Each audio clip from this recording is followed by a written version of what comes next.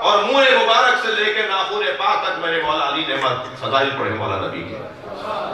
فرمایا انفہو، توجہ چاہوں گا.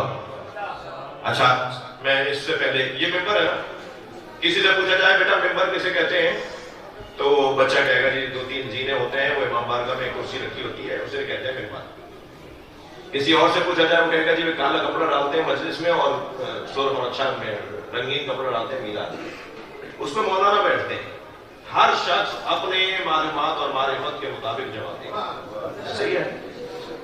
کسی سے پوچھا جائے کہ نبی کی ناک مبارک کیسی تھی تو یقیناً وہ کہے گا کھڑی ناک تھی، بڑی حسین ناک تھی. مگر جب علی سے پوچھا جائے گا تو علی تو اپنی دید سے بتائیں گے.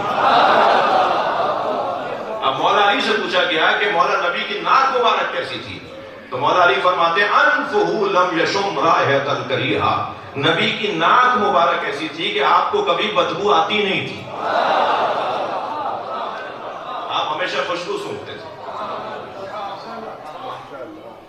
میں ان بچوں اور جوانوں سے کہوں گا اچھا دیکھا کرو، بری چیزوں سے آنکھیں بند کر لو. یہ سیرت مصطفیٰ ہے. برائیاں نہ ڈھونڈو، اچھائیاں ڈھونڈو. میں ایک صاحب کے یہاں کھانا کھا کے آیا، مجھ سے کہنے لگے ایک اور صاحب کہ آپ فلاں کے یہاں کھانا کھا کے آئے. میں نے کہا جی، کہ وہ تو رشوت لیتے ہیں، آپ حرام پیسے کا کھانا کھائیے. میں نے کہا بھائی تنخواہ بھی تو لیتے ہوں گے. کہنے ہاں تنخواہ تو 1 لاکھ ہے مگر ان کے گھر کا خرچہ 5 لاکھ ہے.